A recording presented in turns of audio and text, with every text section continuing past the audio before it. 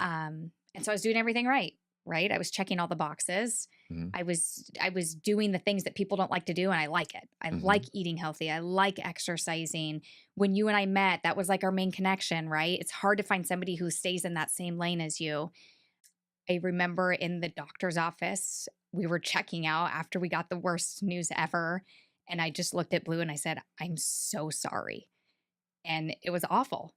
And I now to this day, obviously, it wasn't something that I could control, but it sucked because you do think when you get serious news, you think the worst of the worst. Mhm. My life is over. I'm never having another baby. I'm going to be in a wheelchair.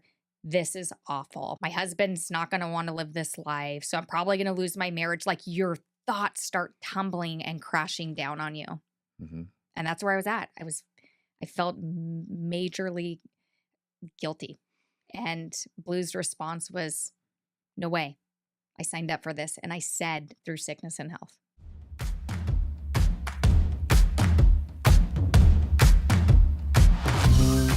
Welcome to the Blue Stiley Podcast. I couldn't think of a better way to kick off this new chapter than by sitting down with the person who's been with me through it all, my wife, Heidi. This episode isn't just an introduction to the show. It's a window into the foundation of everything I talk about on this podcast, like resilience, trust, vulnerability, and growth.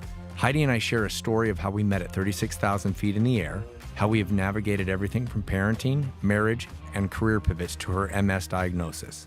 We get honest about the highs and lows, the hard conversations, and the moments that tested us and brought us closer together. If you've ever wondered what real relationships look like behind the scenes, you're going to appreciate this episode. Thank you all for joining me for this first episode. Let's get into it. Okay, everybody, welcome to the Blue Stiley Podcast. And I would like to introduce everyone to my wife, Heidi Stiley. Hello. Thank you for being on. I am excited for you to be here, even though you were nervous to get on, because this is your first podcast. It's only taken a year of your podcast to invite me on. No, that's not true at all. Our producer wanted you on all the time. He has always wanted you on because our story is awesome and I love it. But you're our first episode for the Blue Stiley Podcast, and I figured what better way to dive into building trust and meaningful relationships and navigating life's challenges than for everybody to get a sneak peek into what we have as a family dynamic and as a relationship and how we have a family It's a marriage. as a marriage. Exactly. So thank you for being on. I'm so excited for this, probably more than you, because I love you with more than anything in this world. So thank you for being a part of this and for the support for me being able to do this. Absolutely. Thank you for the invite. Well, let's start off with introducing yourself and how we basically met, because everybody's heard my side of the story, but nobody's really heard your side of the story. And depending on the day or who you ask, it might be a little bit different. But we met over in the Seattle area. We met actually probably more over Central Washington because it was at 36,000 feet in the air on an airplane. And so I think we would need a whole episode in itself to explain this story. But the expedited version is I met Blue while I was working as a flight attendant. And Blue was a passenger boarding and very busy and very loud. And still travels like that to this day, but I was on a delayed day. There was weather. It was awful. We changed airplanes. And so as I'm standing in the middle of the aircraft, I'm watching Blue in first class and he's down, he's pulling bags out, he's in a seat. And I just remember thinking like, sit down so we can go. And at that moment, Blue turns and faces back towards the middle of the airplane. And I'm standing there and Blue throws his hands in the air and he says, I'll be right back. And it was loud because I heard him from the cabin divider of first class and main cabin to the middle of the aircraft. Do you align? True. I align with that. And it's not like I fly first class all the time. Not anymore. It was a giant. Yeah, exactly. We have free flight. But it was because I got upgraded and it was a big plane versus one of the little puddle jumpers. Right. So I just happened to be there. But yes, so right now we're on the same story. I just remember thinking like, who is this dude? Like, I don't care where you're going. he had to go up to the desk, to the terminal to talk to the agent. He needed an upgrade for his mom. They were traveling for a family member's birthday party. He came back with his mom's upgrade. He passed me. I'm still in the same aisle. He passed me. And you were a recent flight attendant. I was brand new. Yeah. And I was on probation. When you're a new flight attendant, you're on probation and you can't do anything wrong. And you can't be too sassy. And you can't be sassy. You can't have a customer write in a complaint. And he stops where I was standing and he tells me, deeply looking at my eyes, "Don't worry, I'm back." That's the contagious laugh that I hear all the time, and I love it so much. I remember thinking, are we for real? Like, what? And I said, thank goodness. I was so worried about you. True. And again, I'm being nice. I'm smiling because I'm brand new. You have to be nice. You get paid to be nice. And so he helped his mom. She gets up. She goes first. And as he passes me, he says, "What's your name?" And I'm still thinking like, oh my God, like still I'm thinking, sit down. And I said, "My name is Heidi. What's your name?" He said, "My name is Blue." I said, "Your name is Blue?" He said, "Yep, like the color." Like the color. And I said, "Cool." And so Blue returns to his seat. I did the safety demo up in first class, and I could feel Blue's eyes staring at me the whole time. And this is about where the story will change depending on if it's my perspective or her perspective, by the way. So I look at Blue, I smile, maybe a smirk. One side of my mouth smiled. And he said in that moment, he knew that he had to give me his number. And I had to ask for your number. Well, you wanted didn't have to the ask for your number. I opportunity. did not have the opportunity. No. And this was Seattle to Spokane flight. And so generally this is about a 40-minute flight. The pilots had to come out for a bathroom break. Flight attendants had guard the door. And I happened to be the guard. And again, I feel Blue's eyes staring at me. And so I make eye contact with you again. And I smile. And then I think you said that's when you knew you were going to marry me. No, I'm just kidding. Not yet. I was like, whoa, that's a new one. Not yet. That's a totally new storyline. Not yet. No. But then I never came back up after that because you have to clean up the cabin and you have to sit down because we're landing. I never came back up. Blue looked in your wallet, and I'll let you take over from here. Well, it was 11 o'clock at night. It was foggy in Spokane. We landed. My buddy was picking me up, and it was like we had to run. Like everybody was having to get off, and I didn't want to wait to ask for your number after everybody deboarded and say, "Hey, can I get your number?" And so I basically asked the first class attendant, like, "Hey, I don't know if Heidi's seen anybody, but this is my number, and if she would like, I would love to take her out." But you forgot. All through the flight, Blue is talking to the flight attendant. "Where are you guys from? Where are you laying over? How long are you going to be in Spokane?" Like doing some recon. Yeah, I was doing background. recon. I was interested. Yes, absolutely. Fast track that. She, the next day, she didn't call me or text me. We went back out to the airport. Well, the night prior, I was like Googling your name, Googling who Tell me you about were. that, because that's new. That's interesting because when Googling somebody your gets business. right. So it's so funny in today's society, like anything that you put online is there forever. And it's like you only have to look up somebody's name now and you can do like Facebook stalking or whatever. And you did that night. I did do that. Well, not Facebook stalking, but I looked up your business. I went to school for exercise science. You owned a gym. So I go, okay, well, there's a point. Like you get 1 point. And so I just thought I would sleep on it because I feel like it was different back then. It felt awkward. Like you don't know me. I don't know you. Why would I be And like this is you just 14 met me years on ago. an Yeah. airplane? Why would I randomly call you? And for the record, I've never asked a flight attendant out in my life. So that was new for me too. So then I got back after my 4-day trip and I finally decided, I'm going to text this dude. And so I texted Blue and I said, "What's the number or what's the deal, Mr. Stiley? You can't give me your number yourself." Yep. And that was it. That was it. And then it took about 2.5 weeks to actually land a date with you. And we went to Pike Place Market, met at Starbucks. And I think we sat at that Starbucks for probably 4 hours I think it was talking. 4 hours. And we left the Starbucks and we decided to continue the date and walk Pike Place. And we came to a red light. And when we came to the red light, we had to cross the crosswalk. And I want you to say this story because this is a big moment. I will say go back a little bit to the beginning of our meeting. Mm-hmm. I had an emergency code word with my best friend. If things went sideways and I texted this emergency code word, that was like, save me. Mm-hmm. But it never did. We had 4 hours, so many connections. The conversation was easy.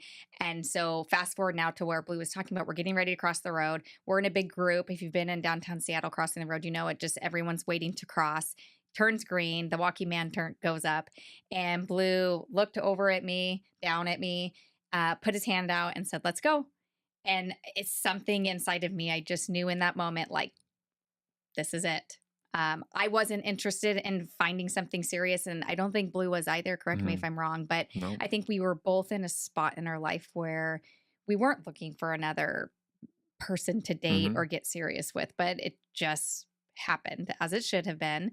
And then I knew right then and there, like, this is who I'm going to marry.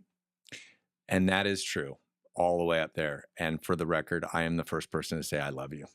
So I want that on the record. And I said it 2 weeks later. Yeah, it did take you a little while. That was a painful long time to hear that. I was like, come on, lady, come on.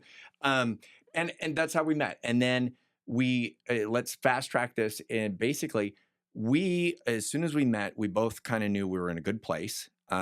We had both realized like we had worked on ourselves for a while, and it was like, okay. And we just fast tracked it. We moved in with each other about 6 months later. We moved in and Engaged at 9. We got married. We eloped. We decided to elope, and we can dive into that in a little bit. And then we got pregnant. Go ahead. No, keep going. We got pregnant, and basically we just started our life at that moment. And up until that point, it had been fast tracked. And we, as a relationship, as a married couple, and as I would say that our biggest thing is our age discrepancy. I mean, they were 12 years apart. And so it was like immediately we had these challenges going forward, but we didn't have any time to sit back and think about these challenges. We just started to solve the problems.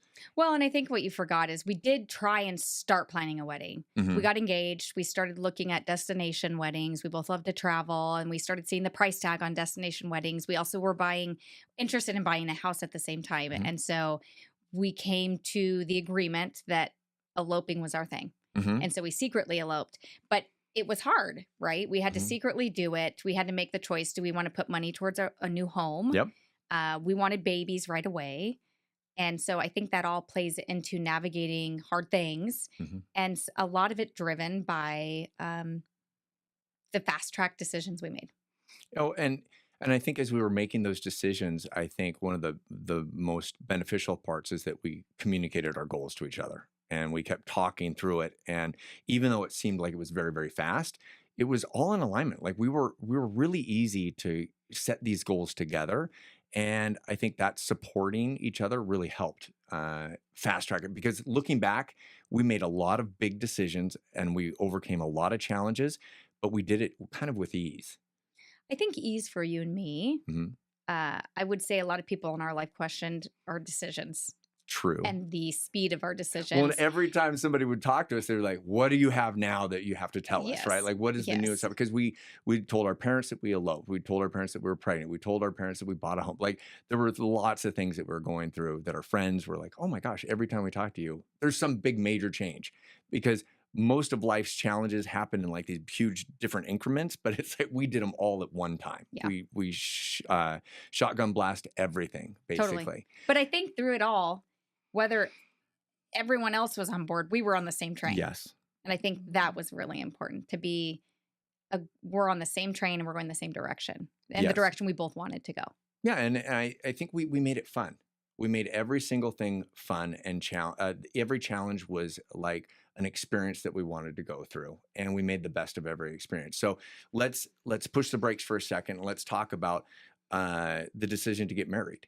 Like we were both at a confident place in our lives, but right before we got married, like how did you know that we were dating, we had moved in with each other, but that was hard too?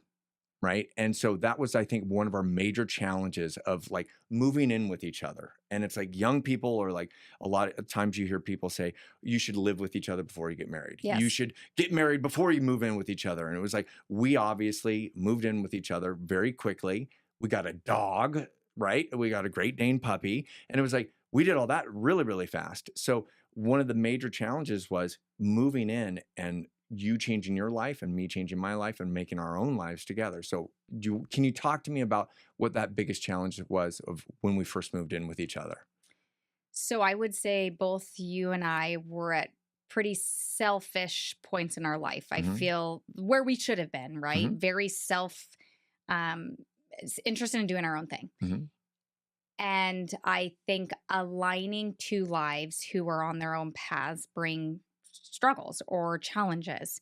And so once we moved in together, uh, I don't, I married you because I've never met another man like you. Very thoughtful, puts me first all the time, very over the top with everything. But these are all positive things. But when you're not used to receiving this type of treatment, it felt overwhelming. Mm. And so at the same time, I'm getting showered with this wonderful attention and treatment and appreciation. But I'm also kind of breaking ties with, Normal. well, my normal, what my Yeah. normal was, Yeah. my selfish normal of being mid-20s, living my own life with no responsibilities, right?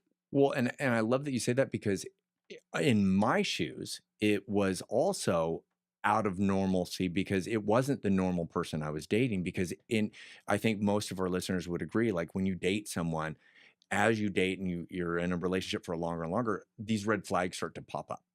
And I always remember thinking to myself, like every time I would think a red flag would pop up between the two of us, you would blow it out of the water. It wasn't a red flag. It was like a positive catapult every single time. Like you would, instead of disappointing me or making me mad or arguing with me or making me feel resentment, anything like that, it was just like you would positively lift me up and support me in a different way. And something that stands out all the time is when we were living together, we weren't even living together, and I was working and I hadn't eaten all day and I was training and I had clients back to back. And I remember my client turning to me and saying, "Oh my God, it smells like a barbecue outside." Because my studio was attached to the house. And it was like this wonderful barbecue. And I was like, oh, my stomach was growling. I was like, I'm so hungry and I have so much more to do. And my client left, I walked out, and you had actually made dinner for me, even though we weren't going to eat dinner, but you knew that I needed to eat. And it was like, that was one of those moments where it was like, she put herself behind me, and it was like, you went above and beyond for me. And it didn't take a lot, but it made such a difference to me. And especially that day. And it just showed me how wonderful you are and how you put me, like, you lifted me up. And it was those little moments that would always catapult me.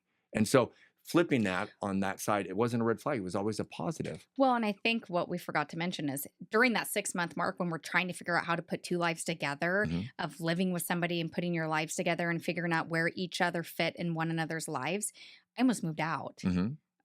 We had a coming to Jesus talk at the counter, and I said, this isn't for me. And Mhm. I've Well, got because you to didn't have any go. friends. Yes. You moved up north. You were down south Seattle, and it was like you moved up north. You didn't have friends. We were in like a small town home, and so it was a different lifestyle. What you were thinking, so it wasn't. It was. You definitely had these. I don't want to call them red flags, but you were like concerns, right? Like It you was weren't like happy. piling up. You were not happy, Right. Okay, But we navigated it. we did. Blue is you're loyal and you fight for what you want. And so we made it work, and we figured out ways moving forward. Like, okay, how do I stay involved with my friends? How do I find a gym that fits what I'm looking for? And Well, I want to say, I think the big takeaway of that conversation that we had there was that when you told me you wanted to move out, I said, we will make it work.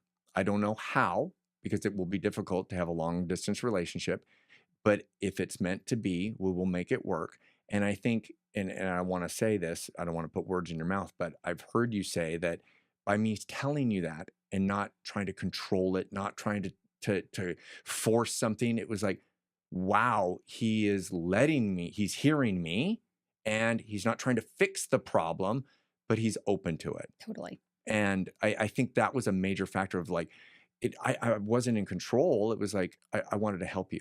Well, and I think we all come to conversations with an understanding of how we think it's going to go. Mm-hmm. And I thought it would be what you were just saying, controlling or trying to make it work on a one way or making me feel guilty for how I was feeling, but that's not what it was. No. And you stayed and I snagged her and I was like, yes, okay, we've got it.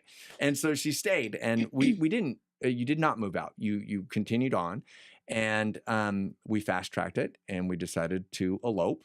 We eloped down in San Francisco. And then we also did our honeymoon basically in St. John, St. Thomas. And we surprised all of our parents, came back and told them we had eloped and they were a little upset. But at the same time, they saved money, right? So it was, but talk to me about the decision to elope versus, because a lot of our friends, they were like, oh, let's spend all this money on this big giant wedding. Oh, let's do this. Let's buy this. You and I had decided that wasn't, we wanted to remember our wedding more than anything else. And we wanted to have a party of people, but we wanted everyone at the party to understand that they meant something to us in our lives. And what greater way to do that than to actually sit down with them and not have this huge giant wedding about just me and you for everybody else. It was like you and I enjoyed our wedding, but then we could celebrate it and celebrate all of the people in our lives and how they've helped us get to where we are. And that's what we did. So can you kind of talk about like the decision of like, why is it that you wanted to elope versus just doing some extravagant giant wedding? Well, I think it was a we decision, not just me, but I don't know if it was hard. I don't think it was a hard decision for us. I didn't grow up with a dream of a big white wedding dress and 300 people attending our wedding. And the traditional picture didn't really exist in my mind. And so I do feel like when we were outweighing the pros and cons of throwing a wedding and we would probably be footing the bill of the wedding, Mm-hmm. I feel like it was an easy choice for us. Well, I also think that every challenge that we wanted to solve, we tried to make it fun, right? And so what greater memory than to elope and to make it a secret and have fun and be able to, you got your makeup done at Nordstrom and we had my college best friend Rufus there to be our best man. We had breakfast and our in witness. bed We that had morning. breakfast in bed. There was no stress. There was no stress. And it was like, we had this 95-year-old judge that married us at the San Francisco courthouse. And it was just like, but it was, we brought your friend in to videotape everything. And it was like every moment and experience, we went around all of San Francisco, hit all the spots and got pictures of us. And we created this little video. And it was just, I remember that like it was yesterday. Yes. And what better way to take that than to spend it all on a wedding? Not that it's a bad thing to do, but it just wasn't for us. And it worked for us. Yes. Absolutely. Yeah. And so we got married and thank you for saying yes, by the way. And soon after, I would say that right after that, we hit one of our biggest challenges as a new married couple. And that was that we got some health news. And can you please, like, how hard was it to get that phone call or how did we decide, how did you realize that you had a health scare? So we were talking about the timing and I think it was 2015. I was diagnosed with multiple sclerosis and I was very familiar with the disease and the symptoms because my sister also has MS. And she was diagnosed, she's my older sister, and she was diagnosed at a younger age. So I remember growing up, navigating her symptoms and her treatments and her doctor's appointments. And so it's something I always had in the back of my mind. And in college, I was a cheerleader. And I remember symptoms back to my sophomore year in college. I was a flyer and I remember flying in the air, feeling vertigo and thinking like, wow, this doesn't feel right. Or like burning sensations in my legs, like, oh, that doesn't seem right. But if I ignore it, it'll probably go away. And so then I would just shove it in the back of my mind. So all through college, all through cheer, I navigated these symptoms, still ignoring and not really telling anybody. Very stupid decision, but you were scared. You were It's scared. scary. You were scared of possibly knowing the truth. Well, and I feel like I knew the truth, but it Mhm. was one of those things of like, if I ignore it long enough, maybe it'll go away. Mhm. And then that stayed in my mind after college. Again, I remember symptoms. I had a really big, I had a friend who we ran a lot together. And so I can remember running after college together on the street, turning around to check for cars and having like a flash of vertigo. And so these symptoms just like kept building and piling on one another. One day I was at the gym and I was lifting and I was doing handstand push-ups and my right arm kept giving out and I just couldn't figure it out. And I was talking to one of the coaches, and this is what really pushed me over of like really committing to getting answers. And he said, I really think you should follow up with the doctor, Heidi. Like just get some imaging done and just really see what's going on. And by this time, we were dating, I am sure. Mhm. But that at the same time But we were married. But we you were mean married. Yes, yes. we were married. I'm confused with like when we got pregnant with Mhm. Hayden and when we were diagnosed. But ultimately, I was diagnosed after Hayden was born because that's generally how it goes. The disease goes into it gets quiet while you're pregnant. Mhm. And so then after we had Hayden, after I was done breastfeeding, I had a huge flare. Half my face went paralyzed. My legs were burning to the touch. I couldn't take a shower. The water could not touch my skin because everything was burning like crazy. So we started, continued. I guess I started the care previously, didn't follow up on it. And then you and I really started digging in, like, Mhm. what is happening? And we just saw a general care physician. And it was Blue's physician that I started seeing. But I remember I got the imaging, we reviewed it with him, and Blue and I were in the room, and he said, "This is really serious." Well, and he goes, I need you to come in.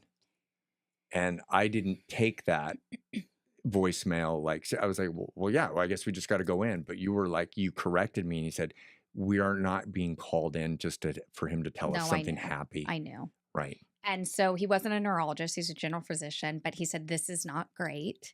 I don't think I don't think he made the diagnosis because it's out of his purview, but he said, "I'm pretty sure you have MS. You need to see a neurologist." And so I forget who set us up, but we got set up with the best neurologist in Seattle, still my neurologist today, but it was really scary. It Mhm. was navigating a newborn child, a new marriage, um, and a really aggressive disease that was uncontrolled at that time because I continued to ignore it for years and years. It all culminated. Um, and we experimented with different type of medicines that may work, may not work. We didn't know until we tried it. And it just, everything wasn't aggressive enough. But I was very resistant Mhm. because I knew I wanted two babies, and not all drugs on the market are safe for pregnancy. So I wanted to take the baby steps and the least serious. And my neurologist is going, "Heidi, you need to prioritize yourself." Well, let's push the brakes for just a second because tell me about how your world is coming crashing down because you're so athletic. You were so into sports. You're so driven, and you know what some of the symptoms are from MS, and you're projecting that like my life could end up here. I could be in a Totally. wheelchair. My husband could feel this. Like, I don't want this could pass on to my daughter. Like, tell me about this emotional hit that what did you feel like when everything came crashing down? Uh, well, I'm not sure one word captures it, but like you mentioned, I grew up a competitive athlete my whole life. I was an inline speed skater. I placed at nationals. I was any sport you could think of, I did it. My wife is a baddie. I was a college cheerleader. I went to school for exercise science. I studied nutrition. Like this, I was practicing what I preached, like so everything health and fitness since I can remember.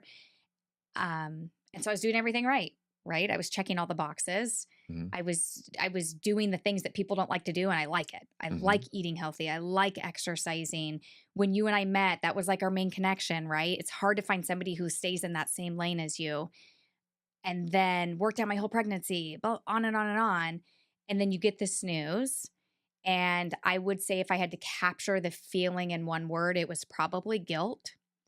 Um, I remember in the doctor's office, we were checking out after we got the worst news ever. And I just looked at Blue and I said, I'm so sorry. And it was awful. And I now to this day, obviously, it wasn't something that I could control, but it sucked because you do think when you get serious news, you think the worst of the worst. Mm-hmm. My life is over. I'm never having another baby. I'm going to be in a wheelchair. This is awful. My husband's not going to want to live this life. So I'm probably going to lose my marriage. Like your thoughts start tumbling and crashing down on you. Mm-hmm. And that's where I was at. I felt majorly guilty. And Blue's response was, no way. I signed up for this. And I said through sickness and health. And you stayed positive and you accepted it, right? And we accepted it together and we did everything we could to solve it. And even though it's not solved, you did everything in your power to manage it. And if I was to tell anybody, or if you were to tell anybody, like, you get this news, obviously you still have MS, but how do you continuously live your life with that and stay positive? I would say understanding where I want like how much headspace I want this to take in my life. I often say, like, the one time I'm reminded that I have this disease is I get medication every 6 to 8 months. So that is the one day that I let it take headspace in my life. Other than that, I try and live our life, and it doesn't change our choices. It doesn't. I mean, we live a healthy life. We live an active life. I try and let it not affect me. I don't talk about it. I'm happy to talk about it. I'm open about it, but I just don't want it to identify who I am. And it doesn't control you. No, it doesn't. Right. And I think that out of mind, it's still there, but it's like you're able to live your life and still do the things that you want. And you've controlled that and you do stay positive. And it's almost like you don't look at it as a weakness. You're like, what can I do to learn from it? And what can I do to change my diet or my workouts? And you've just religiously acted upon that. And I think that has made you stronger. How do you think that when you heard that news, how did that make you find bad news or challenges like nothing? Like you could deflect these major problems that come at you. Did it help you realize, like, life isn't over? It's like, I got to control what I can control. And you had mentioned that, but do you think that big hit to you almost set you up to almost put a force field up now and be able to take pain and challenges easier? I would say with time. I don't think it was instant. Mm-hmm. I still feel like we're continuing to build that area. Mm-hmm. I think with maturity and experience in navigating this, yes. Mm-hmm. And other things we had to navigate as a married couple following that. Mm-hmm. But I don't think that it came overnight. And it's continuous. Like you still work through it. But I also want to say that I can look at you now and it's like, we never have these conversations because it's only when you go in for an infusion. That's it. And you have absolutely, you accept it and you've moved on. You've solved it. And it's like, I'm not going to let this control me. But you are that way in your life and everything. For everything. Everything. And well, and I will say, like, there are things that I deal with due to this disease at times, but I can't treat it like I used to in college when I just put it in the back of my mind, it'll go away. Mm-hmm. But I would say for the most part, we don't talk about it until we need to talk about it. Mm-hmm. Well, and you're right. I think it doesn't control you and you continue living your life because in the end, as Russ Banham said, it just doesn't matter. Right. And I love that line. It's my favorite line. It is. And so, okay. So we find this news out, but then we're like, we're going to live our lives. And we want our own goals and we want to do things. And we're in Seattle. I've been there for 30 years. And you're like, I am dealing with all of these things and I want more, and not financially, but you want to be more happy. You want your bucket filled with more things. And Seattle was not providing that to you. And so you had basically pulled out of me whether or not I would be up to moving. And how did you do that? Well, I planted the seed a lot. You did plant the Are seed. you sure? Like we'd come over for Memorial Day to Clarkia, Idaho every year. And every time we'd drive through Spokane and Central Washington, I would ask you, are you sure you don't want to live over here? This is awesome. There's no traffic. The sky is blue. And every year Blue's like, nope, no way. Nope. And so it was like a no over and over every year. But I didn't give up because again, like you said, like I just don't give up. If I want something, I'm going to get it.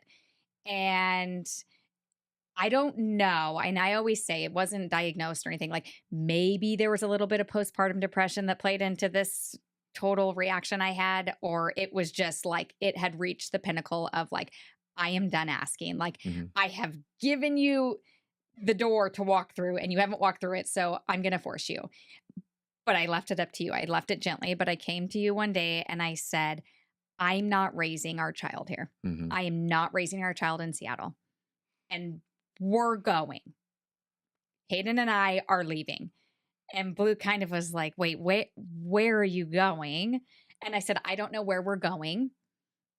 I would love for you to come. But we're not staying in Seattle.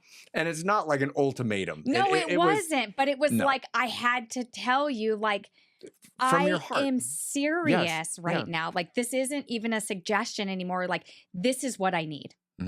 And it was interesting enough. Like, that was the one call to like a cry for help. That it wasn't an ultimatum. I don't want people to think that she gave me that ultimatum. No, I didn't. Do or not do, right? And it was like, but I could actually hear in your voice and in your feelings, like this is something that you needed to do for you and was important enough that it meant everything. Well, and maybe I wasn't clear enough. Maybe I didn't come to the table like clear enough with my heart on the table. I don't know.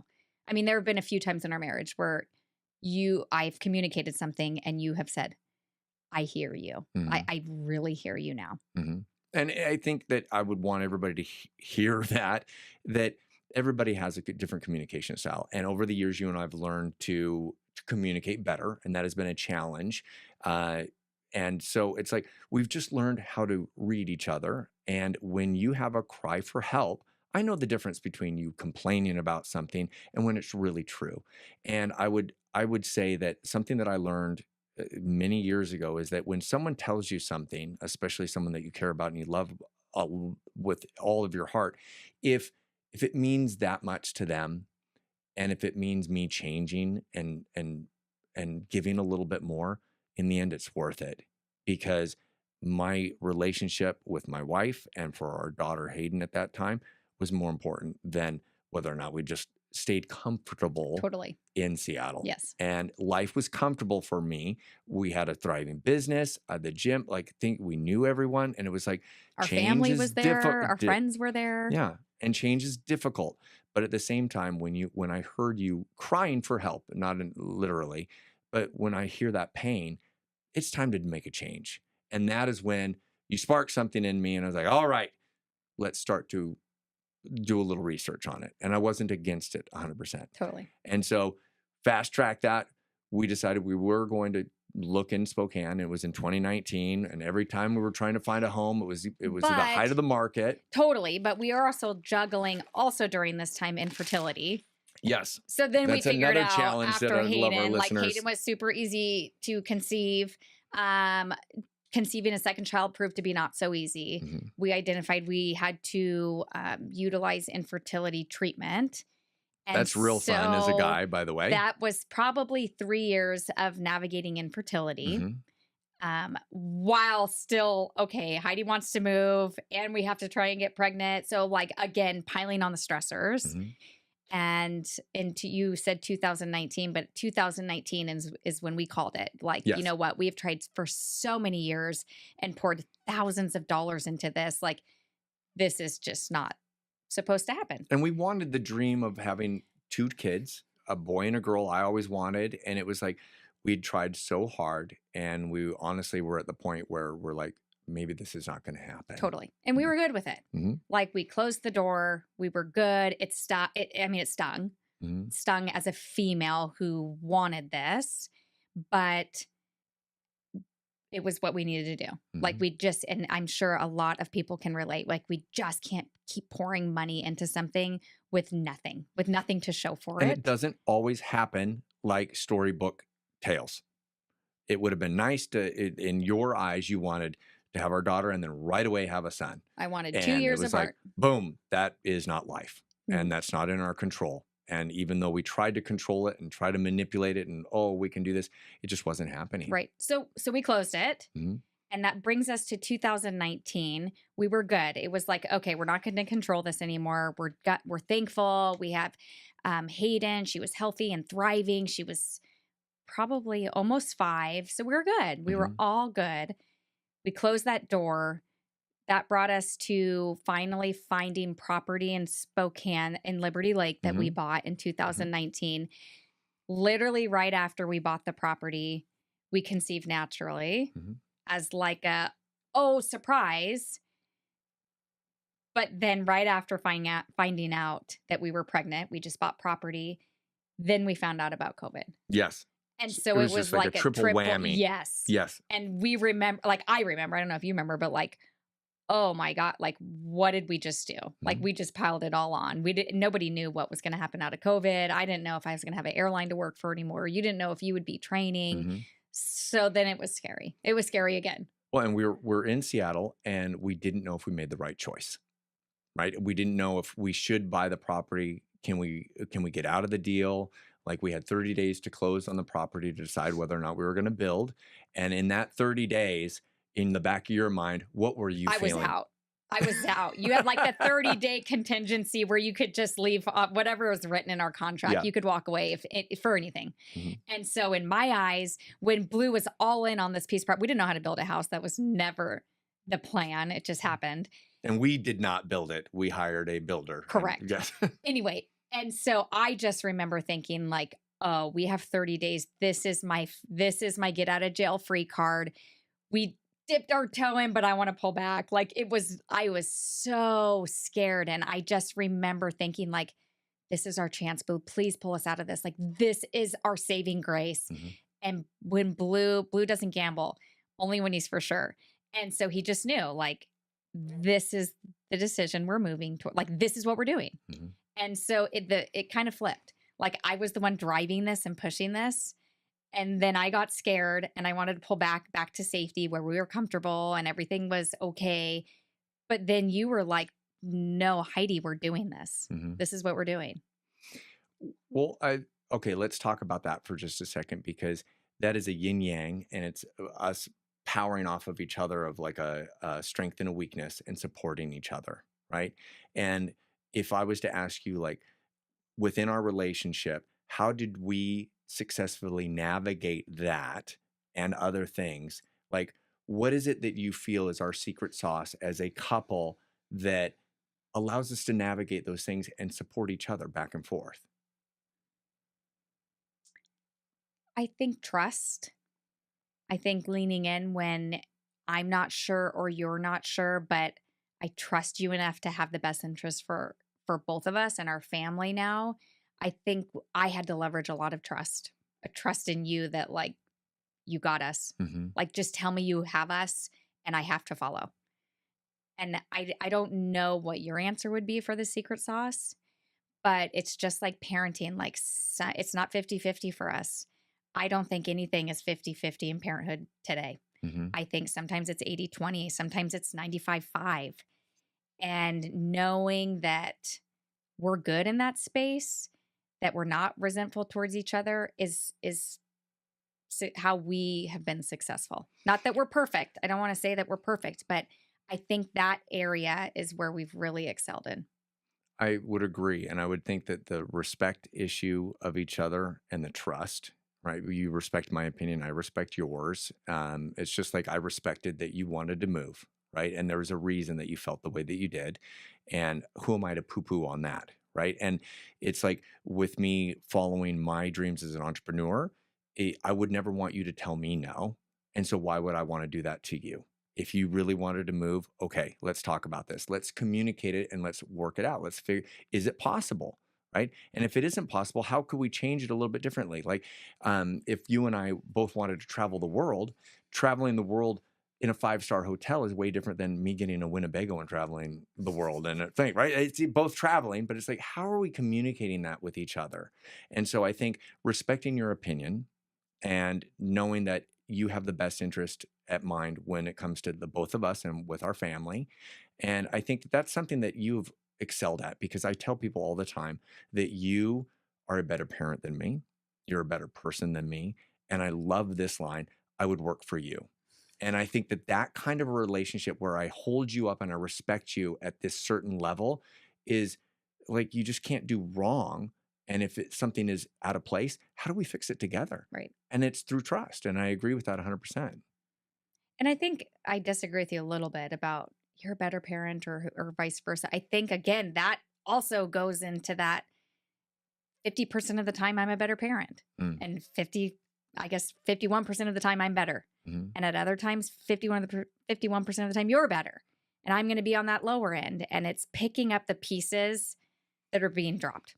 And that, I mean, that goes into business, right? Like if you have a partner or whatever, or a family or in a relationship, it's like there is no 50-50. Sometimes it will be me 90% of the time. I'm the one who takes the kids to school. I'm the one who fixes their breakfast. You're down, you're in the office, you're working, you're traveling. And then there's times that I'm traveling, I'm working, I'm have it to my end wit of whatever. And then you're taking that 90%. I only give 10%.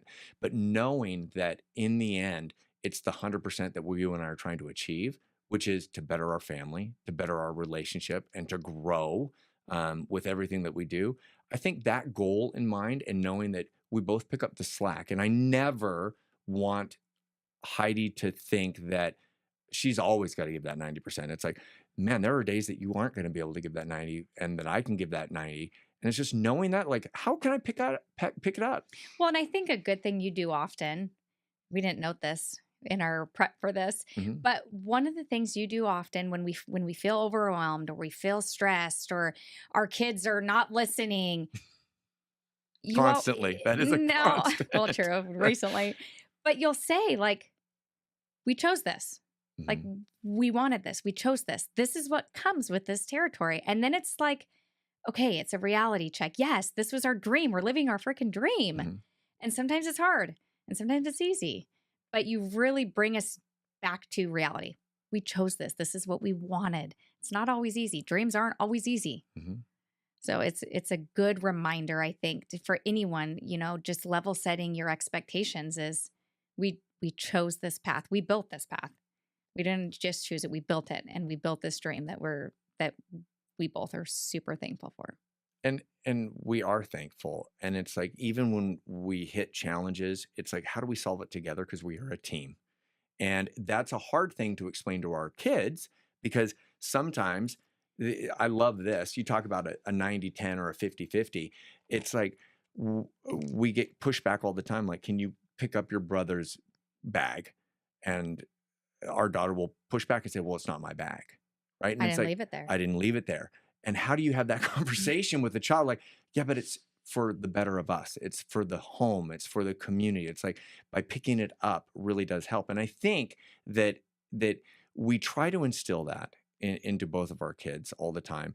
And it's every once in a while that they surprise us. And you and I call these the parental dividends, where they go outside and they actually do something that they don't realize that we're watching them. But it's something that we've said or something that we've done that has influenced them in some way, and it rewards us back. Yes. Yeah. And that reward is like, that's what being a great parent feels like, and how awesome of a reward. And that fills our bucket. And that is where it ties back into what you're saying. It's like, we chose this, and we chose to be parents, and we accept that responsibility. And I think you would agree, like, I have so much more respect for my parents because of the sacrifice and the responsibility they had. Because it takes a lot, and it takes a whole community, a tribe for us to come together and to help out, because parenting is not easy. Well, and we talk about it a lot. Both of our moms were single parents, and we it's a regular conversation we have. We have no idea how they did it.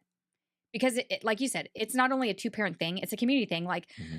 hey, I'm running late. Can you stand with our daughter really? Like, it just takes everybody.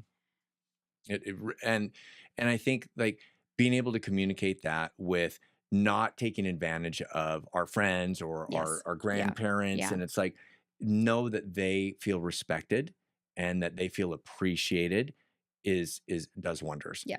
Because our kids love their grandparents, they love their time with them, and our parents love that time too. Totally. And it's like that's what that acceptance is, and that's what it's all about. I Yep. think that reward bucket is filled on everybody's side if no one takes advantage of each other. And it's always that 90-10 rule between you and us, but it's like for everybody. And I think that applies to all forms of life.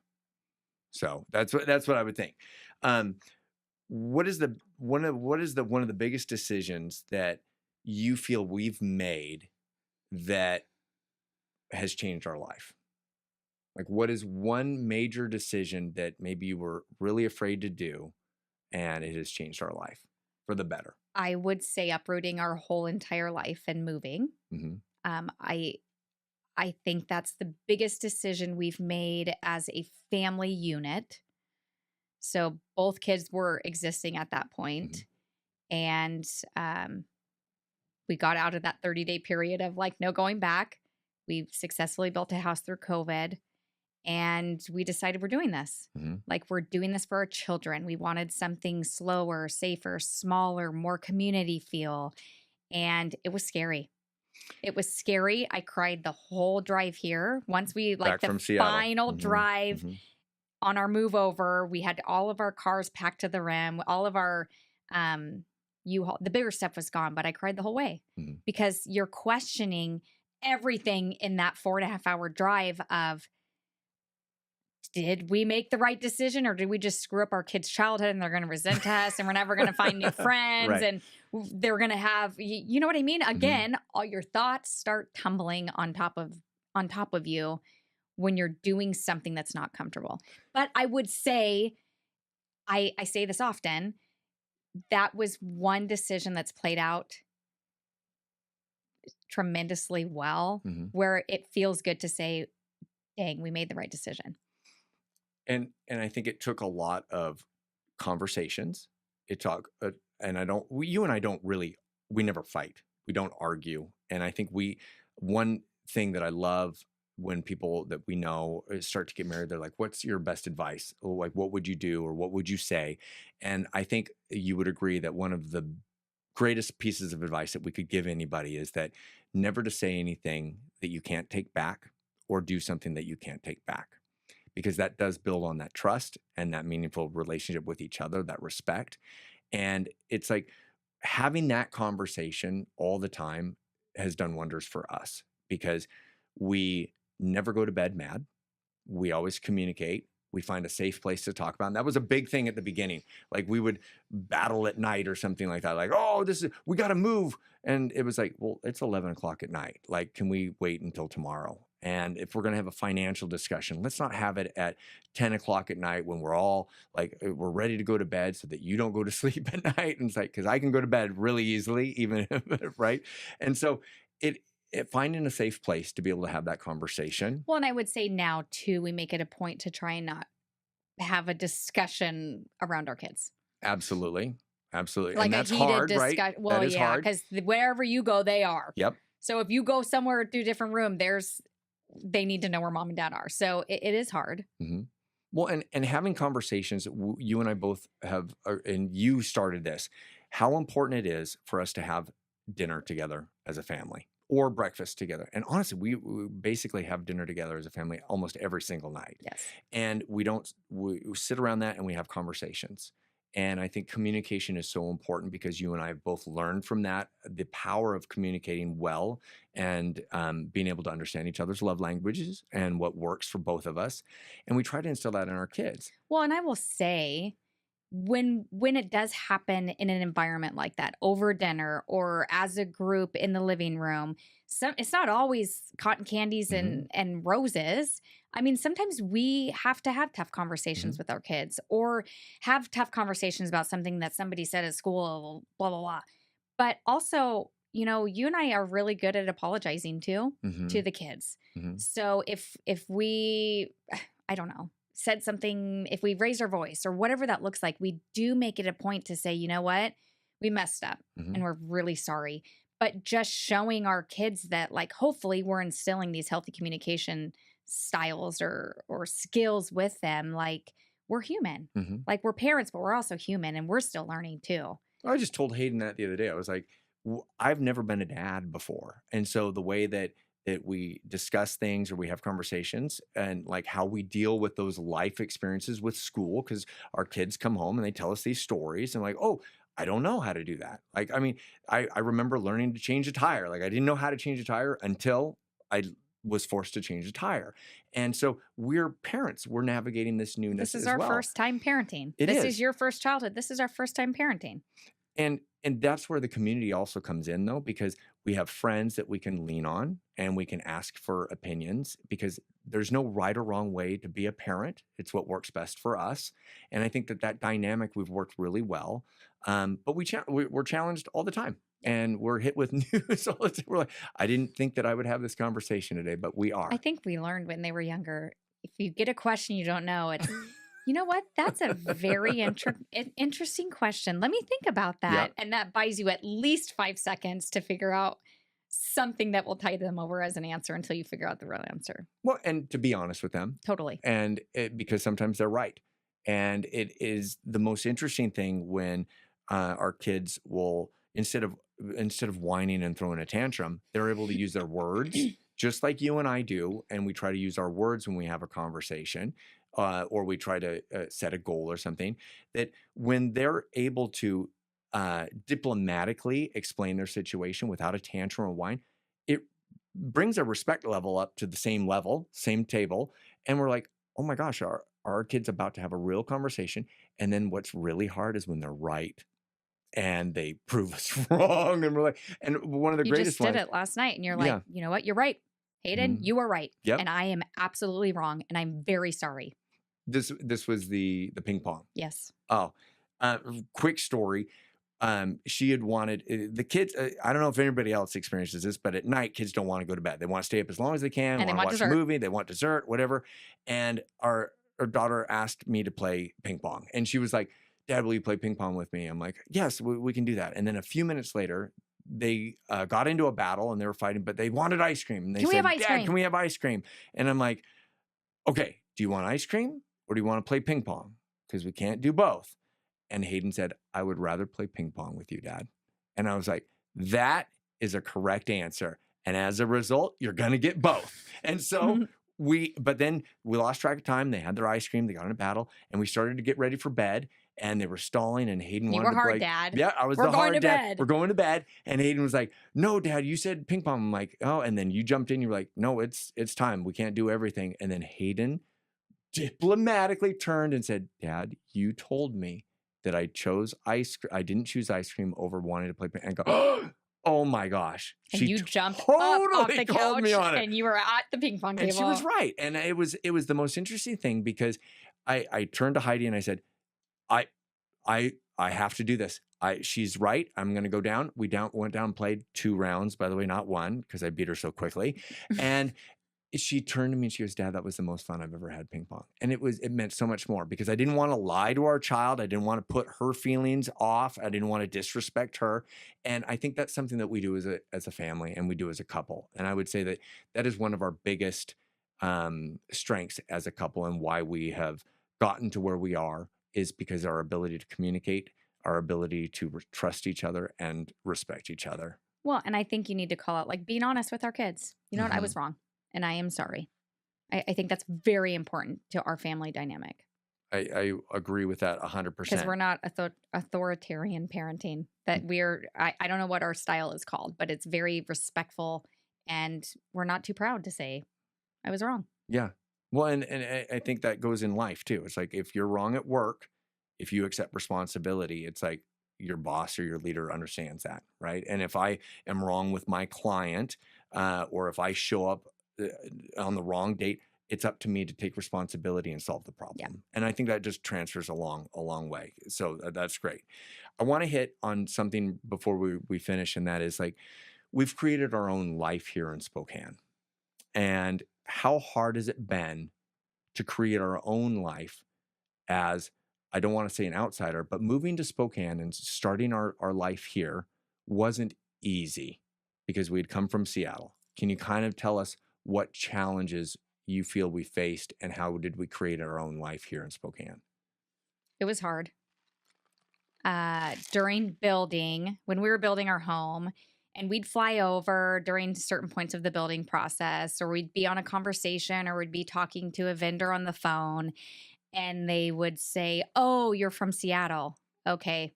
Like you're one of those people." But then instantly, Blue would say, "Yeah, I grew up on South Hill in Spokane." And then we were like in the club again. Mm-hmm. And so that's something we navigated for 15 months over building. It's like we learned how to navigate conversations by leading with, "Yeah, Blue grew up here Mm-hmm. and he's coming back home to raise his family." Mm-hmm. And then we got the instant in. Red carpet almost. Kind of.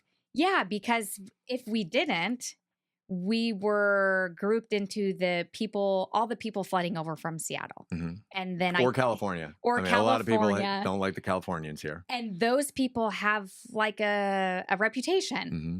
And I don't think, aside from Blue growing up here, I don't think we even I know we don't fall under that type of reputation. Mm-hmm. And so even after moving here, it was hard making friends. Mm-hmm. And Blue and I are pretty extroverted. I would say I'm extroverted. Blue's extroverted, capital letters. It was really, really hard connecting with families and connecting with friends. Like you had your friends from childhood. I had childhood friends, but it was so hard navigating friendships with other families. Mm-hmm. And I don't know if it's because we were the new kids at the school, we were the new kids in the neighborhood. But it was hard. It was hard to find our people. Mm-hmm. And I would say it took a year or two to find our people. I would agree with that completely. What was interesting is that I think people looked at us as like we were fake, and people didn't believe that we could be that kind or that we would be that optimistic or that extroverted. There was always some MO behind it. And I think people judged us and they were like, should we let these people into our lives? Right. They are like from Seattle. Protecting their circle. Protecting their circle. And there's no way that they're that kind. And we had friends over and they thought that their son had told them that they were, I bet you anything they sell Confederated products or they do some pyramid scheme. And that's the only reason they're that nice. And so the whole 3-hour dinner, they were expecting us to pitch them our business. Right. And then as we were wrapping up the night, they said, we have to tell you something. Yeah. And they told us. And then we were like, well, the night's not over. Yeah.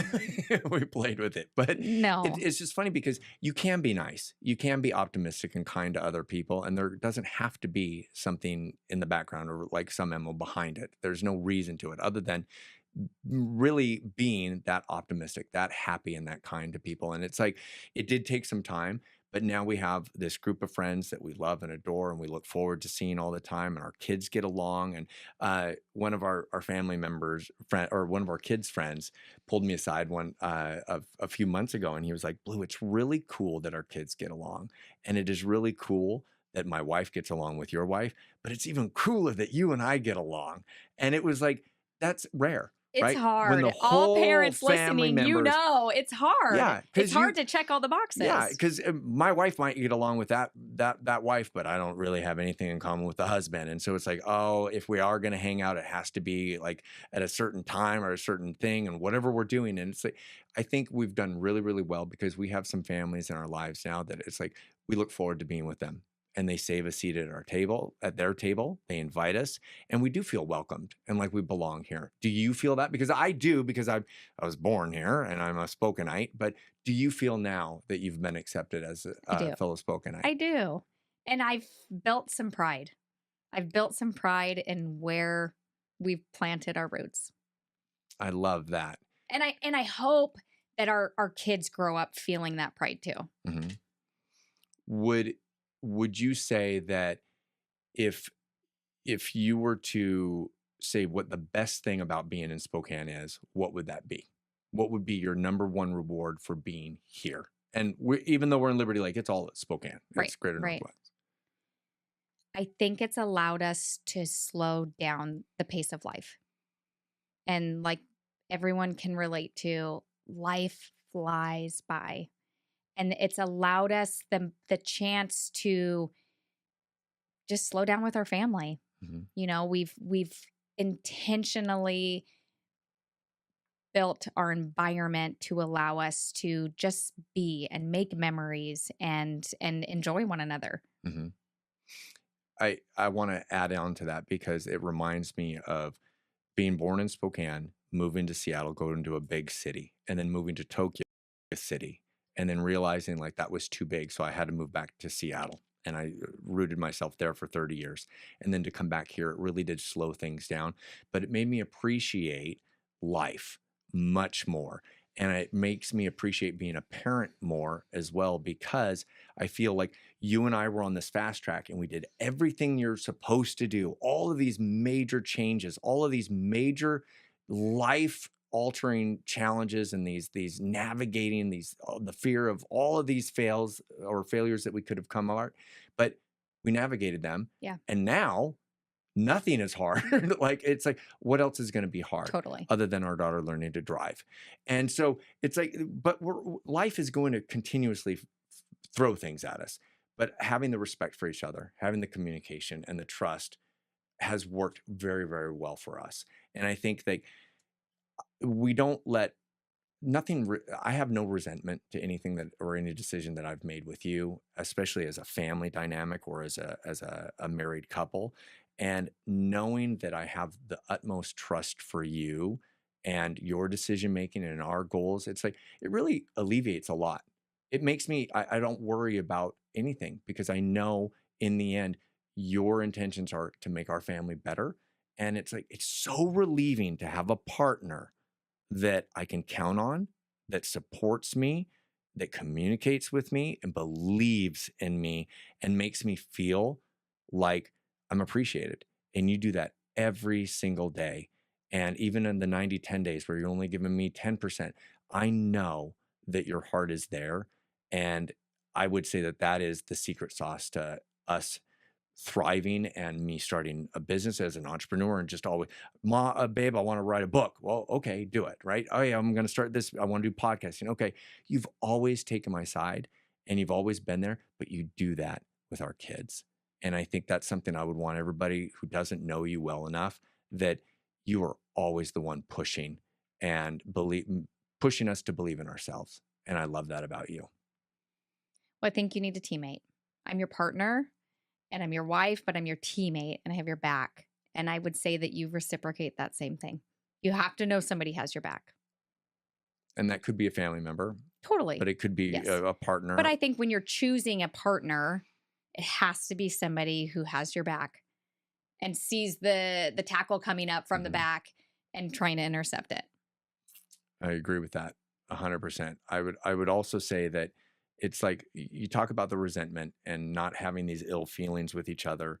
It's like it was something that has always worked for me with us as a couple or arguing or fighting is that my wife always wins, by the way, is that in the end, it doesn't matter, because if you and I are having a tissy or an argument or disagree with something, I have to take a check in my mind and say, if this is going to bother me in a month, then maybe we should address it. And if not, it doesn't matter. Move on. I will let you are right. And it's like you do win most battles and arguments because in the end, it doesn't really matter. I know in my heart that everything that you do is going to benefit us. And so what's that disagreement prove? There's no benefit for me putting you down. There's no benefit to me making you shameful or embarrassing you or calling you out or saying something that I can't take back. There's no benefit of that. And knowing that and knowing that in the end, it's not going to matter in a month. Oh my gosh. It's just for the both of us Yeah. and it's for our family. Yeah. And you you just do that for me. And I love you and I cherish you. And I'm so grateful that you wanted to be a part of this and to be our first episode on the Blue Stiley podcast. I love it. And before we wrap, I want to say, how hard was it? Because the back end of this, how hard was it to go from navigating no to the Blue Stiley podcast? Like, how did you help me decide to do that? I think it organically matured into it. Navigating no was wonderful. And I think the feedback that you continued to receive was like, we want more. Mm-hmm. I wanted more. Like, give me more. Give me the goods. Mm-hmm. And so I don't think it was hard at all. I mean, I thought it was kind of fun. The rebranding was fun. The opportunity to take this bigger and better, it organically kind of grew into it. Well, and you did, and you supported me. And I'm going to throw out one more major thing.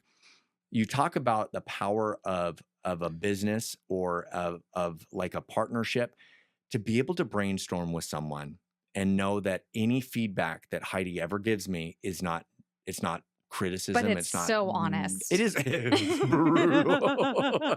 It is, but I love every minute of it. But it's out of love. Is it? It comes out of the most honest place in my heart. Yeah. But you need that in your life. Yeah. You need somebody who like, okay, that burned a little bit, but I know you love me. Mm-hmm. And I don't know. I feel like that's my job. It is your job because I need to hear it, because my way is not the only way. And if you have a woman's perspective, I have a man's perspective. I have an older perspective, you have a younger perspective. It's like, I love 80s music and you don't. And I love Star Wars and you For don't. sure. And that's okay. But I support you. I support you too. And I love you with all my heart.